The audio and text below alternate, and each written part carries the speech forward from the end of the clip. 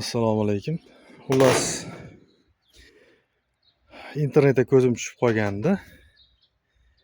Ko'rinayotgan bo'lsa, eng tepadagi panelda qatoriga qushlar chiqib olib kaka qilib zeriktiryapti o'zi.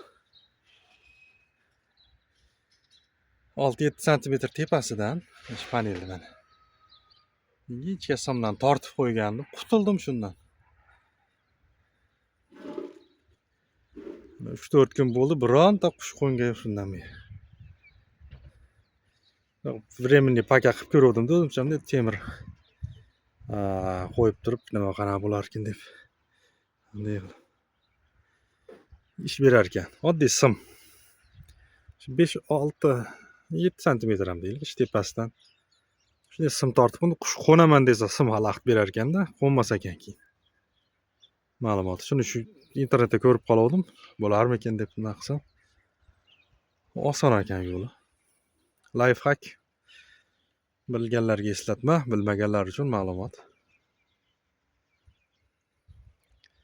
Simni tortib qo'yasiz ekan tepasidan shu qo'nadigan joyda, как раз tepasiga.